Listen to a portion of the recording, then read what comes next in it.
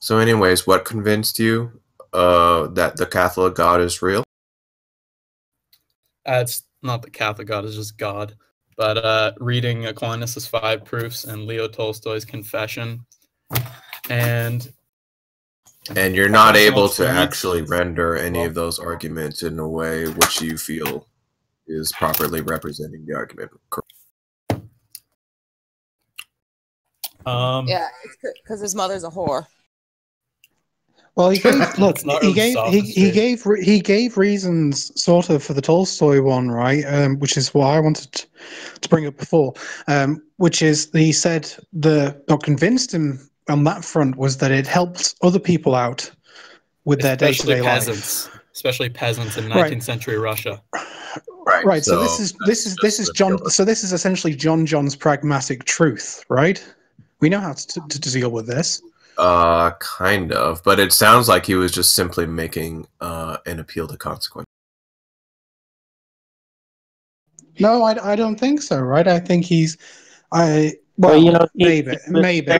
He was saying it was a teleological argument. I didn't understand. Well, what were you saying, Blade Zoomer? Can you explain it to us? Yeah, so... First question on the board is, were you making an appeal to consequences? What is that? Saying that the religion was good because of the effects that it had on people. Well, the effects are intrinsic. They're like internal. So yes, they are effects, but they're to do with the person's psyche. Okay, more but than societal. That may be true, right? But it has no bearing on the truth value of the proposition, correct? No, and actually, I can talk about what else he goes into in this confession is the definition of truth, and he says he tries to find an answer to these big questions like what is the meaning of life and what happens after I die. He tries through science. He reads all he can. Okay, I don't care about it's insufficient. I don't care about any of that unless you subscribe to it. You said it's doesn't have any effect on the validity, but I assume what you're talking about is scientific truth, right? Yeah. So you're a Jordan Peterson fan? I'm actually kind of not anymore, but I was. I started out being a fan of his. Right, and so do you actually believe in a literal Catholic God? Jordan Peterson doesn't believe in God, really. Yeah, the metaphorical truth is by definition false. Wait, let me just get. Why does he think that he was appealing to a teleological argument? I'm not understanding. Do you want me to explain? Because he doesn't know what teleology means. No, it means purpose. So he argues, if you let me finish, he goes through the science phase. This is his personal exploration, trying to find psychological meaning in life. You have to take into account he's been an extremely successful person in terms of wealth. He's one of the richest people. So he's got everything he wants, but he has an existential crisis on what's the meaning of any of this. I'm rich, it doesn't matter, I'm going to die. So he goes to science, he finds nothing, and he concludes from that you can't find answers to the infinite through a system that is only meant to deal with answers of the finite. So the purpose... None of that stuff follows. There's like a few things that you said there, and they just straight up don't follow, right? So like humans have finite minds, and we can just perform calculations that are mathematically true about infinite sets. And so what you said there was just like straightforwardly false. There was another thing that you said that was straightforwardly false. Oh, he said something about not being able to... he concluded through the sciences that there was no purpose, right? But science doesn't speak to teleology, so it doesn't follow, right? You can't conclude that there's no purpose from viewing the sciences or anything like that. It doesn't follow. I didn't say that. I wasn't talking about the human mind. I was talking about like the scientific method. Yes, that is going to happen through the human mind, but through scientific knowledge, there are answers to the finite questions. They're answers in finite terms. And he was looking for an answer to the infinite, so he concluded that that couldn't help him. And before he got to his final answer being God. What does that claim even mean? What does that claim even mean? An answer to the infinite? What does that mean? Explain that to me. The question of whether like the eternal, like his being in eternity, what is the status of it? Is he just gonna be nothingness after he dies? He was questioning like the infinite, the ontological status of him in the infinite. You're saying so that was a really confused. That was a really confused explanation. I didn't understand it at all. So what was he? Was he questioning personal identity? Is that it? Was he asking about like ontology in general, or he didn't want a person. He specifically wanted a non-personal answer to the infinite, something that has nothing to do with you personally, but to all human beings, what happens to them eternally. But you still haven't explained. Okay, so you're saying what happens to people after they die? He was looking for an answer to the question, what happens to people after they die? That's what he was looking for? Yeah. Okay. Yes. And you're saying he derived some conclusion from asking that question. What was the conclusion? Well, the first conclusion he drew was I should commit suicide because there's no meaning to life. And he was on the verge of suicide. That's irrational. That doesn't follow. Well, if there's no meaning to life, then he may as well end it. No, can I finish, please, before you interrupt? I have an explanation. No. I was going to modify what I said previously. In fact, it's not only does it not follow, it's straightforwardly contradictory. Because saying that you should do something, saying that you should do something implies there's a purpose in doing it. So to say there is no purpose, he didn't say that. Neither he nor I said that. Well, you said that he concluded from the discovery of no purpose that he should kill himself. That's what you said. Yes, so let me add the missing piece, which I forgot to add earlier. That's contradictory. Well, that's contradictory. You accept it? Yeah, well, I can add that's something. Contradictory. Well, let's just, before we move on, I just want to get clear. That's contradictory, right? Sure. All right, good. Okay, so anyways. Your mother is looking more and more like a whore. Nice sophistry. Nothing to do with knowledge or trying to use fallacious reasoning, just insults. It's not even interesting. That's sophistry, that's just insulting. Well, sophistry is fallacious reasoning. You called Godless a whore, Vo, when you guys tried to have a serious... Let's try to stick to the topic. So, okay, anyways, the missing piece is the fact that that all human beings encounter suffering in their life, being death, sickness, old age, seeing all their family members die. That was the starting point, which I forgot to include. So given that, existence with no meaning is just suffering. So from that, and then finding no answer to the infinite in science, then it's a net negative, and he concluded that he should commit suicide. I don't think so.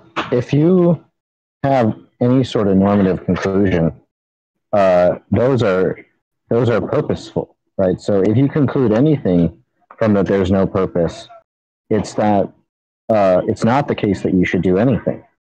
That's what you should conclude. So even if life is suffering, it doesn't matter. There's no purpose in not suffering. Yeah, if there's no purpose, listen, if there's no purpose, then there's no purpose to not suffering, right? There's no purpose to end suffering, right? If there's no purpose, there's still pleasure and pain. It doesn't matter. There's no reason, there's no purpose in ending suffering. There's no purpose, so why should you do it if there's no purpose in it? Yes, there is. Okay, so now you're contradicting yourself, right? Because either there is no purpose, and then there is no purpose to ending suffering, or there is purpose, and that's why you should end your suffering. You're redefining purpose in a way that I object to. I'm just talking about an analysis of what purpose means. Purpose just means directed, goal-oriented. I don't agree to that definition. No. It just means directed. It means goal-oriented, right? Yeah. Yeah, Death is and not so a if goal. there are no goals, what It's are you not a talking goal. about? If you so you think that if he actually you think that if he in fact killed himself, so you think that if he in fact killed himself, he wouldn't have accomplished his goal of killing himself? That the saying "death is not a goal" needs to be recorded, but he says he concluded he should kill himself. Should right now, right there, is implying a goal or purpose. Huh. Say, I should drink this water. If So he killed any himself, he ought wouldn't is a know that he purpose? killed himself. That's not a purpose of your life, is it? I said because should. we're talking about purpose of life. The cessation of life is not a purpose of life, is it? Because that's not living. Look, you're assuming It could be. Why couldn't it be? Because it's the cessation of it. Yeah, imagine that the only reason for me to light the match was to watch it fizzle out. Right? So the purpose of the lighting of the match was to watch it fizzle out. That's not contradictory. There's no problem with that. So yeah, but that would be choosing to be born as well. In that analogy, that would be choosing to be born as well. The purpose of life could be to cease. No, that's not a purpose. That's not a purpose of life. I'm sorry, that's just wrong. I just explained why it was. Anything other than question big. That response. Who, me or him? Right, you just saying it just is. I mean, you agree that you agree that it's a fact of life, right? That it eventually ends. Yeah. Yes. Yep. Right. So where's the contradiction, or where's the incoherence in saying that's its purpose? Okay, you're misconstruing what Tolstoy and I said he was looking for. Okay, why don't you tell me what he was looking for if you want to get it correct? Tell me what he was looking for. The answer. That sounds like John. Yeah. Wait, but I'm still trying to understand how it's a teleological argument. Right? We're not there yet because of these sophistical interjections. Okay, I'm sorry. Go ahead. Oh, I mean, can anyone with some intellectual honesty state back to me what Tolstoy was looking for the answer to? Well, Josh said, Josh described it as he wanted to find out if there was an afterlife, and then you affirmed. He wanted to find out what happens to you as a being in the eternal, over eternity. That's what he wanted the answer to, right? Right. And also, from that, he wanted to know what the meaning of life is, and that would be the meaning of life. Because if one affects the other, then there's a meaning to life, if there's an afterlife, right? So, do you guys follow that? No. No, that completely doesn't follow. If life is eternal, there's a purpose to it? That doesn't follow at all. Like, there's no inference there. It's just a non sequitur, you know what I mean? Well, by eternal life, that... let me think. That does sound like a non sequitur.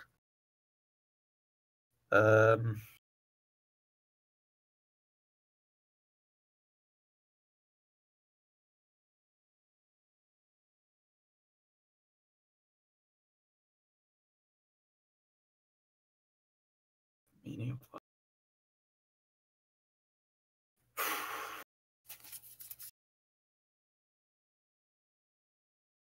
Is everyone just standing by? Well, I mean, if he wants to have a go away and think about it, we won't hold it against him.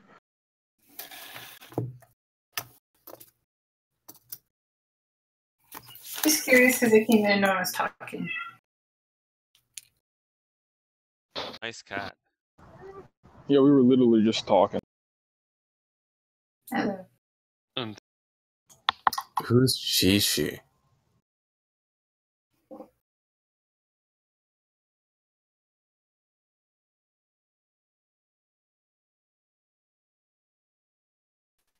Can we discuss ethics in science? I want to know why a failed hypothesis has caught this guy's attention so much.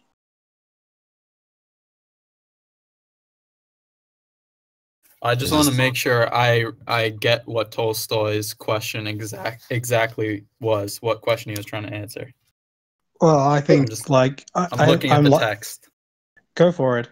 I like Jack. I think I'm waiting for this to get to the point where we can argue that there was an intention behind the way things are. Waiting for the design inference.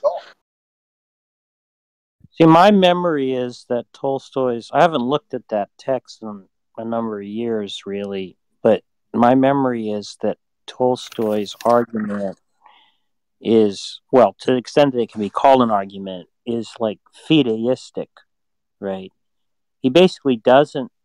My memory is he basically doesn't think that belief. Yes, correct. Sorry, I just learned that word yesterday. Yeah. He doesn't really think that belief is justified by arguments. It's not actually something rational. Oh, I meant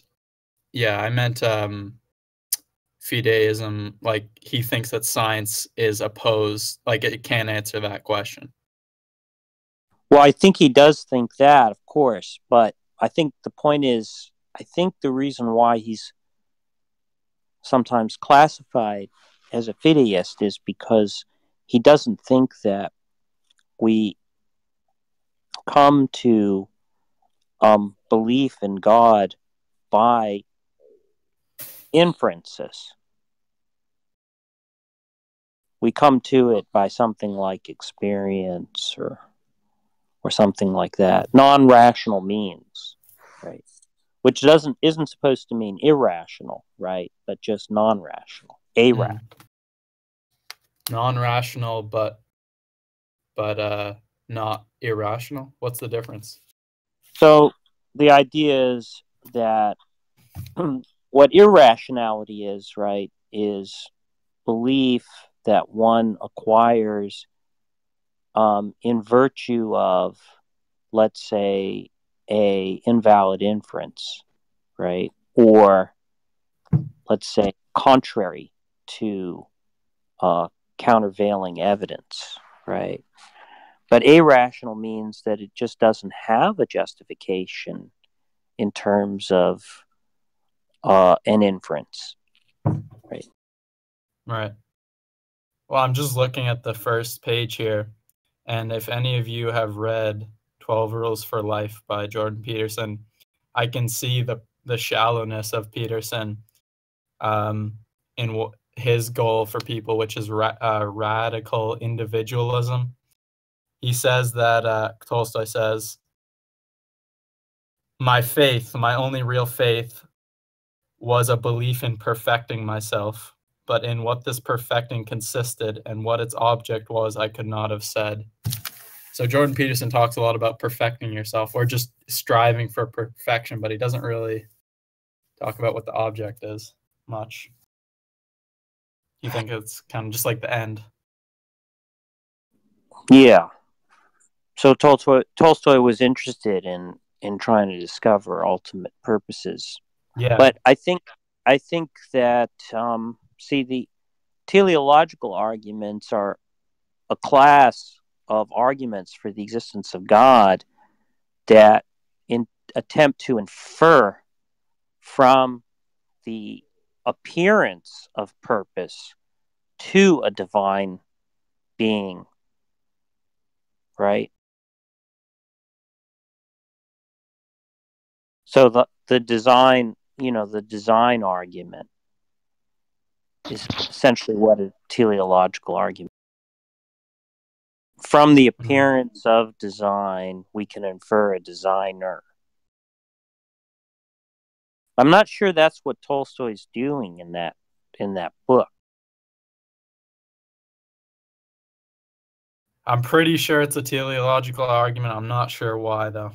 I just remember. Okay, well, asking... maybe. I mean, maybe what he does is because I mean, I haven't looked at that text in a long time, but my sense was that he sort of was unable to perceive that there was a divine purpose, right? Things appeared meaningless to him, right? Yeah. Rather than meaningful, right? You were talking about experience, right? And how that's different than pure rationality. Yeah. So I agree. He does pursue this. I think it's probably a bit of both, because he does talk about this purely in his own experience, and he talks about other people. But the important thing to note is he's seeking an answer, yes, through personal experience, but he's seeking an answer that isn't personal. I know that sounds a bit contradictory, but he's seeking an answer that has nothing to do with the way he lived, meaning that he I don't even know if I'm explaining this right. I know what you're saying, right? Because it wasn't something that he found in his own life, right? It was through observing the life of the peasantry. And it was both. I have to say it's both. But he wanted an answer that was not individuated. Yeah. But I don't know if there's really like an actual argument there, so much as that Tolstoy basically reports that from observing sort of the meaningfulness in peasants' lives where there was a belief in God, right? That he acquired that belief, right? That he just suddenly believed that God existed, right? Well, he asks, like, how can they live these terrible lives? You have to imagine, like, the life of a 19th century Russian peasant. How do they live and they seem content? How is it possible? Yeah, but you see, the reason why Tom was objecting that seems like an appeal to consequences is that it's kind of like saying, because they have this belief, right? The belief explains it, right? But the fact that the belief, let's say the belief explains it. If the belief explains it, that doesn't actually show that the belief is true. It just shows that it makes... So it's a little bit like, you're familiar with Pascal's wager, probably. It's a little bit like Pascal's argument, in that what it does is provide pragmatic as opposed to epistemic justification, right? The idea being Pascal's Yeah, go ahead. Sorry. I mean, I'm just saying what's in common between Pascal's wager and this argument, if we were to turn it into an argument, right, is that it seems to provide pragmatic justification rather than epistemic justification, meaning that it's basically saying, look, if you want to live a life that you experience as meaningful, right? In case of Tolstoy's case, right, then belief in God will make that possible, and it's not possible without it, right? Similarly, Pascal is saying, look, if you want to actually go to heaven, right, that's only going to be possible if you believe in God, right? If you don't believe in God, you won't go to heaven either way, whether God exists or God doesn't. So, given that there's infinite reward to going to heaven, it's worth the gamble to believe in God, right? So both of those provide pragmatic justification for belief, right? Or, I mean, the first one, sorry, I think your summary of Tolstoy sounds like pretty correct, but the Pascal's wager, I mean, I don't think that can be genuine belief if you're constantly just thinking about the pragmatic. No. What Pascal says is that it gives you a reason to acquire genuine belief, right? And the way to acquire it, he recommends, is by going to church, right? So if you actually participate in the activities of belief, and you're surrounded by believers who genuinely believe, you might come to genuine belief, right? But what's motivating you to undertake that is the idea that it's a valuable gamble to take because it yields an infinite reward. Though, if God is all-knowing, he would know that the motivation wasn't genuine. The initial motivation. Yeah. Right? But when you acquire the belief, right, the belief is actually real. Is it? Well, that's what Pascal... Well, look, I'm not trying to defend Pascal's argument. I'm just saying, right, that's his idea, right? That you could then acquire genuine belief, and if you had genuine belief, then if God exists, you could go to heaven, right? And so that provides pragmatic justification for acquiring the belief. But the point is, what Tom is objecting to, right, is that pragmatic justification doesn't supply epistemic justification, right? Because a pragmatic justification is a reason to believe something is true for reasons other than because it's likely to be true, right? Whereas an epistemic reason provides a reason to believe something is true in virtue of the fact that those reasons conduce to its being true, right? Which is to say, they show that it's likely that it's true, either by some kind of a priori inference or some kind of evidential argument, right? And so ultimately, it's just an appeal to consequences from an epistemic standpoint, right? And so from an epistemic standpoint, it's not really, it's really no more than a fallacy. Do you see what I'm getting at? Yeah, I see what you're getting at. I mean, but then that little twang at the end just hits me wrong. Just saying, oh, it's a fallacy. Let's disregard it. I'm just saying, like, if I asked you, what's your epistemic justification for belief in God? In other words, why is it likely true that God exists, right? Saying that it's valuable to believe in God, right, wouldn't actually be an answer to that question, right?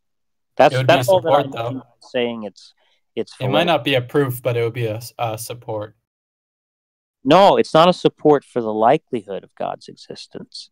It's a support. It's a non sequitur.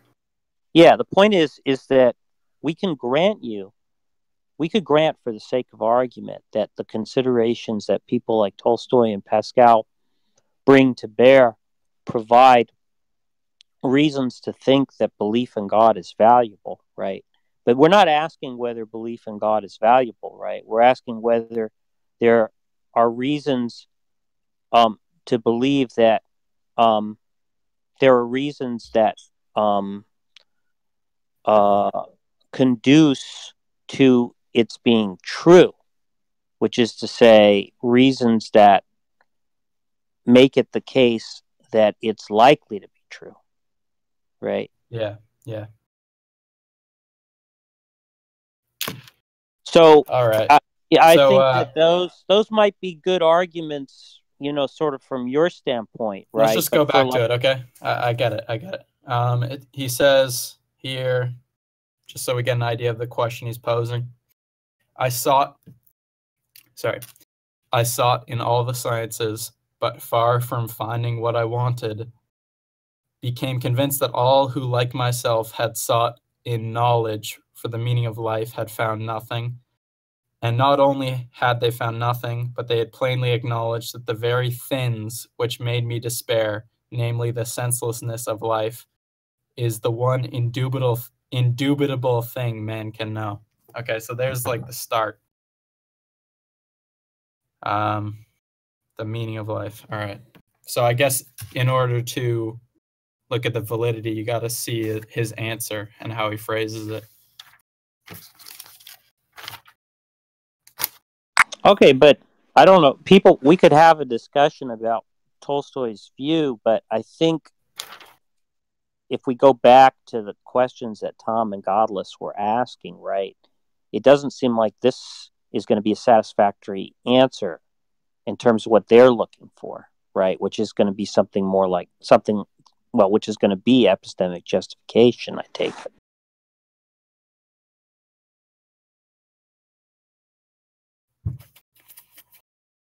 Like you're saying, okay, it was reading this text, right? You're kind of describing something that's similar to what Tolstoy himself describes, right? Is he saw that if he wanted his life to be meaningful, he had to believe in God. And just by seeing that, he believed, right? He began to believe.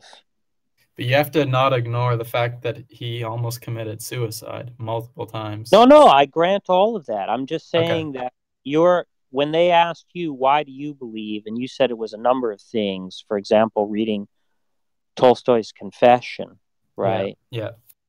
It seems like what you're describing is that you were convinced that meaning could only come from belief in God, right? But see, the fact that meaning, if it were true, let's grant for the sake of argument that meaning could only come from the existence of God, right? If that were true, it wouldn't follow that God exists. Maybe life is meaningless, right? But if you want to experience it as meaningful, right, the thought is the only way to do that would be if I believed in God. And so from there, I started to believe, right?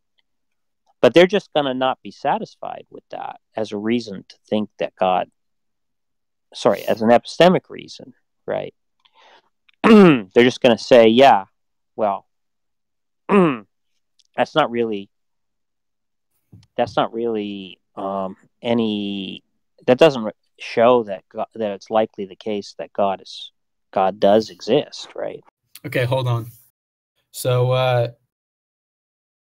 the question he's posing officially is, what is the meaning of life? Got that? Okay. Okay, so from that, we can see that there's 3 reasons that make that a philosophical question. He's not asking about the meaning of a particular event in the life of a particular individual, including him, nor even about the meaning of the life of a particular individual. So it's a general question. The second part is that it's ambiguous. The term meaning takes a direct article, and the term life is in the collective singular. But what exactly? I'm reading someone else's argument. One sec.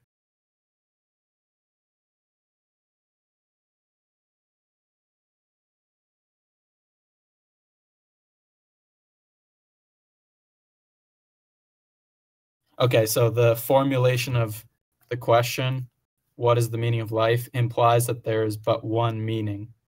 So the being the operative word there. Let's see.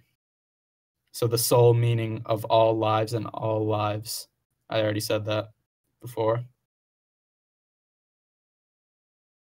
Okay, and also, are you still there? Yeah. Okay, so last part. I was unclear about this earlier. He is asking, when he's talking about the meaning of life, he's talking about the meaning of life itself, rather than the meaning of anything that happens in life or during the course of life. So life, just think of life, this big thing called life. This broadly inclusive scope of the question of life and meaning is unindividuated. So, okay, so now we've got a better picture of what he's asking. What is the meaning of life? Like, why is there something rather than nothing? Okay? So, yes, yeah. So there's the question. Why are you so insistent on the question that he's asking? Because I think it's important, because I was confused earlier. I was arguing for things that I didn't need to, because that's not what he's arguing for. Well, then, why do you have to argue what he's arguing for? What do you mean? Just seems like you're just you're just primarily motivated by the source and not the argument. Well, it's been a while since I read this. I remember being very convinced at the time. I'm just going over what exactly it is. Very bizarre. What's bizarre? Well, now wait a minute, Tom. So you had asked him what had convinced him to believe, right? And so he said there were a number of things, including reading Tolstoy's Confession, right?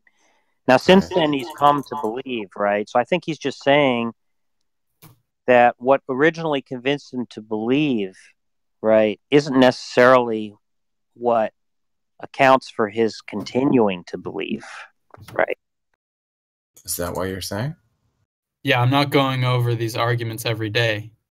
I have a vague, somewhat vague, vaguer than the first time I read it. I have it's kind of in the back of my mind. I'm not reaffirming it every single day when I wake up. So it's important to get the specifics clear. It's not bizarre.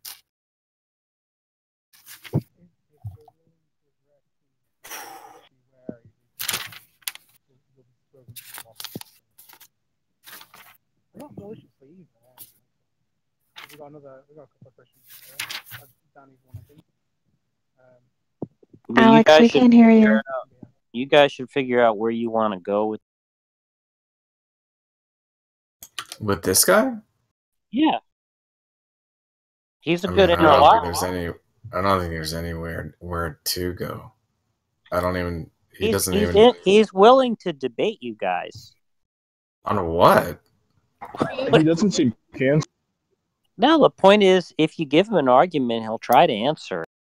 Or if you ask him to give an argument, he'll try to give you one. I mean...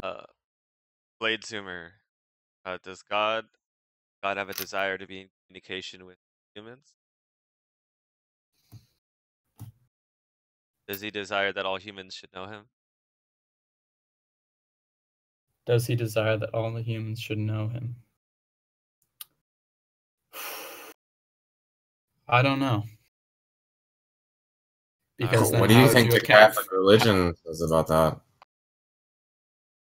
I'm not sure, but it sounds like kind of a trap because if I say yes... In what sense are you Catholic? Why are you cutting me off? If I say yes to that, the first thing that pops into my head is an infant. How would they know God before they're, grown up a bit? I'm not a theologian, I don't know everything, and I'm fine admitting that. Is this conversation open to anyone jumping in anytime? Yes. I have thoughts about the whole baby knowing God thing. Well, at least an argument I've heard from theists. My cat is complaining also, you might hear. The argument I've heard is that because babies are so new, they're naturally already aligned with the divine, and they don't have to know it by name or be able to cognitively understand what God is. It's they are sort of made of something that's akin to God. They're as pure as God is, and so they're naturally sort of aligned with God, even though they can't know and acknowledge it. That can't be the case because all men are born with sin and corrupted. Well, like I said, it's an argument that I've heard from theists, so it's not. I don't agree with it, but. I thought that was the whole idea of. So the answer is yes, and then the answer is also false. Okay.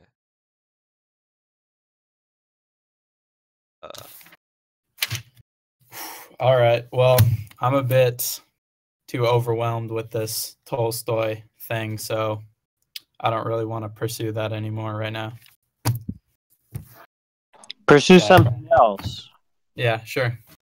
Do you think God is omniscient? Yes. you think that God could know that he's omniscient?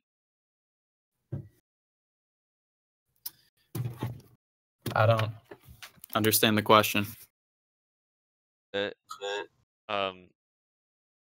If he's omniscient, that includes him knowing that he's omniscient. I suppose it would include that. Do you think it would be possible to know that you're omniscient? Well, if you're omniscient, you know everything. So you would know everything. Right, including that. If God had a creator and the creator gave God the belief that he was omniscient, he could believe that he's omniscient without being omniscient. No. Okay, what's the no? If God had a creator, that's the no. I mean, where does that come from? Why would you, like, am I just supposed to... Yeah, but how is that even possible? Well, don't you think that things could be created which would have creators? No, because God is defined as pure actuality. He's the unmoved mover. Oh, that's okay. Yeah, there's a okay. So the problem with being pure actuality, which would mean that you're mechanistic, right? you would Things be